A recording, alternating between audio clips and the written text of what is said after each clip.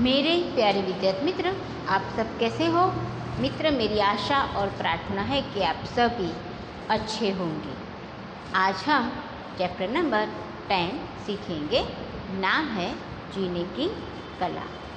तो मौलाना अबुल कलाम, उपनाम है आज़ाद, सन 1885 में जन्म हुआ था और निधन सन 1958 में हुआ था। मित्र, जीवन का उद्देश्य क्या होता है?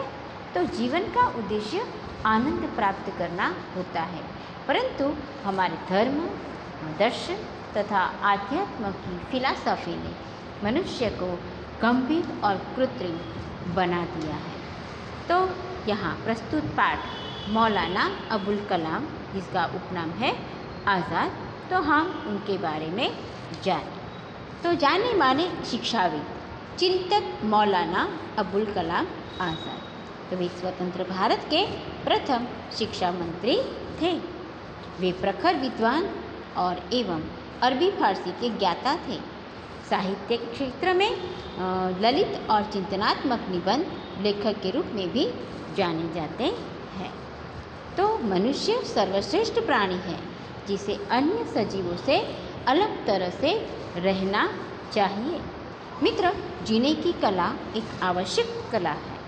व्यक्ति को इस कला से भली भांति परिचित होना चाहिए। उसे चाहिए कि जीवन को भली भांति जिए, मरते मरते नहीं जीना चाहिए और मृत्यु के बारे में कभी सोचना ही नहीं चाहिए। हमारे जीवन में हरियाली की आवश्यकता है, सूखेपन या बंजरता की नहीं।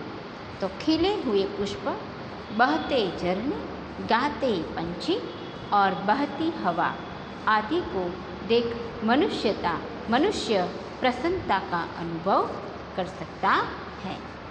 तो यहाँ हम देखते हैं कि लोग सदा इस खोज में लगे रहते हैं कि जीवन को बड़े बड़े कामों में लिए जाए, जीवन को बड़े बड़े कामों में लिए काम में लाए, मगर यह नहीं जानते कि यहाँ सबसे बड़ा काम खुद जीवन जीना है। सही कहा जाता है, दुनिया में हम आए तो जीना ही पड़ेगा। हाँ, चाहे दुख हो तो उनका सामना करना पड़ेगा। तो जीवन को हंसी खुशी में काट देना है। यहाँ इससे ज़्यादा सरल काम कोई नहीं है कि मर जाए, और इससे ज़्यादा विकट काम कोई नहीं है कि जीते रहे। यहाँ जीने की कला में लोग सदा जीवन को बड़े बड़े कामों में लगाने के बारे में सोचते हैं मित्र, लेकिन वे यह नहीं सोचते कि सबसे बड़ा काम खुद जीना है। सबसे सरल काम मर जाना है, पर जीना सबसे मुश्किल काम है। तो जीने की कला जीवन को हंसी खुशी में काट देना है। ये मौलाना अबुल कलाम ये कहते हैं हमें। तो अपने जो पाठ बताया है हमें जीने की कला में, तो ये बताते हैं कि उस जीवन की सबसे बड़ी गुत्थी सुलझा ली। यानी जिसने यह मुश्किलें हल कर ली, मान लो वो जीवन की सबसे बड़ी गुत्थी सुलझा ली। तो समस्या, गुत्थी यानी समस्या, गुत्थी का मीनिंग है समस्या। जीवन में समस्या तो है।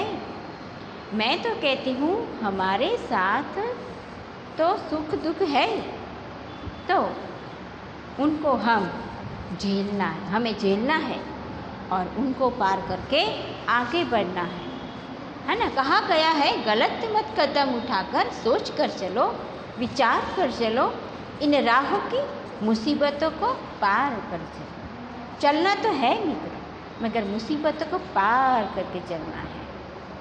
तो ये पंक्तियाँ मैं बता रही हूँ कि गलत मत कदम उठाओ।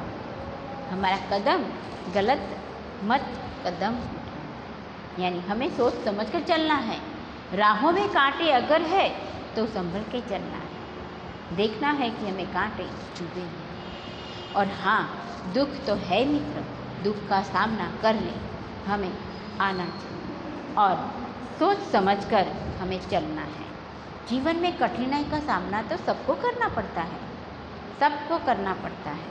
तो जीवन में निराश न होइए, जीवन में आशा रखिए, आगे बढ़िए।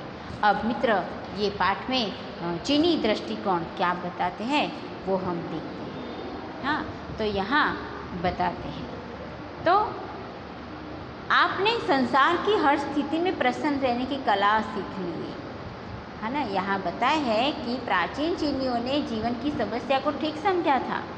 एक प्राचीन चीनी वाक्य में पूछा गया, दुनिया में सबसे बुद्धिमान आदमी कौन है? तो जवाब मिलता है, जो सबसे ज़्यादा खुश रहता है। जो सबसे ज़्यादा खुश रहता है वो ही बुद्धिमान आदमी है, और सबसे बुद्धिमान, वो भी दुनिया में सबसे बुद्धिमान। तो चीनियों का जीवन संबंधी दृष्टिकोण समझाते हैं। तो दुनिया में सबसे बुद्धिमान व्यक्ति वह है जो सबसे अधिक खुश रहता है। तो हर स्थिति में रहे प्रसन्न।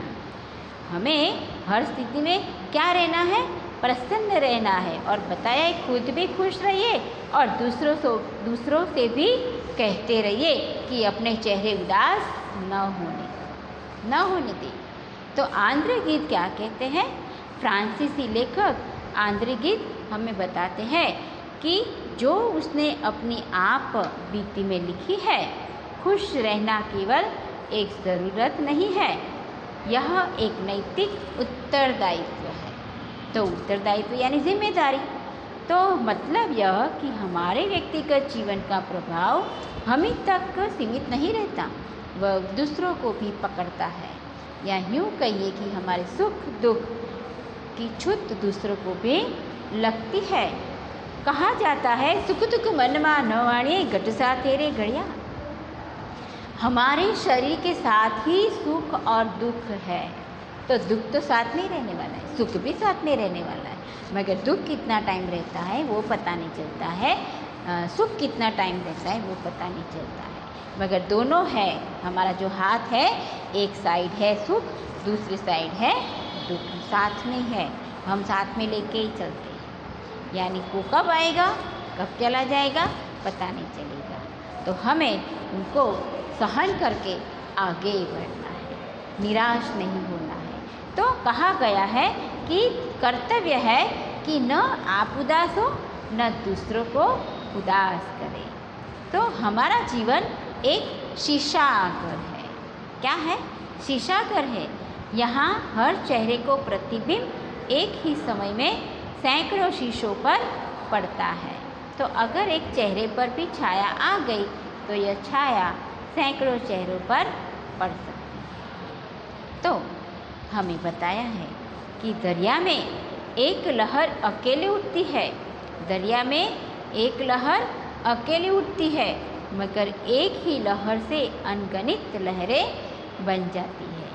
तो यहाँ हमारी कोई बात सिर्फ हमारी नहीं है, हम जो कुछ अपने लिए करते हैं उसमें भी दूसरों का भाग होता है। तो हमारी कोई खुशी में हमें खुश नहीं कर सकेगी। अगर हमारी चारों तरफ उदास चेहरे जमा हो जाएं, हम खुद खुश रहकर दूसरों को खुश करते हैं और दूसरों को देखकर खुद खुश होने लगते हैं। तो यहाँ बताया है कि हमें हमारा जीवन शीशा घर के समान, 100 लहरें से हज़ारों लहरें बन उठती हैं, तो अपनी खुशी भी हमें खुशी नहीं कर सकती। तो यहाँ देखते हैं कि अजीब बात है कि धर्म, फिलॉसफी और सदाचार तीनों ने जीवन की समस्या हल करनी चाहिए। तो सबसे पहले जीवन के विरुद्ध भाव उत्पन्न हो गया, इसलिए लोग समझते हैं कि कोई आदमी जितना ज़्यादा बुझाती सूखा चेहरा लेकर फिरे उतना ही ज़्यादा धार्मिक, फिलॉसफर और सदाचारी। मानव और ज्ञान और पवित्रता दोनों के लिए दुख का जीवन अनिवार्य है। तो एक अजीब चीज़ बताई है मित्र, धर्म, फिलॉसफी और सदाचार ने जीवन की समस्या हल करने की कोशिश की, पर खुद उन्हीं पर उल्टा असर। तो यहाँ लेखक ने बताया है कि इसलिए उन पर बुझे दिल और सूखे चेहरे वाले इंसान की छाप लग गई। लोग यह समझने लगे कि जो व्यक्ति जितना ज़्यादा बुझा दिल और सूखा चेहरा लेकर फिरता है वह उतना ही ज़्यादा धार्मिक, फिलासफर और सदाचारी। तो यहाँ मित्र बताया है कि प्राकृतिक सौंदर्य से में स्थान नहीं है। तो एक भक्त, एक साधु, एक फिलासफर का सूखा चेहरा बनाकर हम उस चित्र में नहीं खप सकते हैं जो प्रकृति के विश्वकर्मा हाथों ने यहाँ खींच रखा है। जिस चित्र में सूरज का चमकता हुआ मस्तक, चांद का हंसता हुआ चेहरा, तारों की झिलमिलाती हुई आँखें, पेड़ों का नृत्य, पंछियों का संगीत, बहते हुए पानी की तरह खिलते हुए फूलों की बहारें अपनी शोभा दे रही, तो वहाँ हम एक बुझे हुए दिल और सूखे हुए चेहरे के साथ स्थान नहीं पा सकते। प्रकृति की इस रूप सभा में तो वही जीवन सज सकता है जो अपने वक्ष में दमकता हुआ दिल और चेहरे पर चमकती हुई आँखें रखता है, जो चांदनी में चांद की तरह निखर कर तारों की छाह में तारों की तरह चमक कर फूलों की क्यारी में फूलों की तरह खिलकर अपना स्थान ले सकता है। तो मित्र यहाँ प्राकृतिक की बात बताई है और बताया है कि प्राकृतिक सौंदर्य में स्थान नहीं। तो यहाँ जीने की कला में हम सीखते हैं कि हमारे धर्म, दर्शन, अध्यात्म के गहन दर्शन ने मनुष्य की अनावश्यक, गंभीर और कृत्रिम बना दिया है, उसे सहज नहीं रहने दिया है। तो जीवन का लक्ष्य आनंद की प्राप्ति करना होता है, जिसे सिद्ध करने में ही हमें लगे रहना है। तो यहाँ पाठ में जीने की कला एक आवश्यक कला है। तो हमें खिले हुए पुष्प, बहते झरने, गाते पंछी और बहती हवा आदि को देख मनुष्य प्रसन्नता का अनुभव कर सकता है। तो हमें जीवन आनंद से जीना है। तो मित्रों, ये पाठ आपको समझ में आया होगा। धन्यवाद।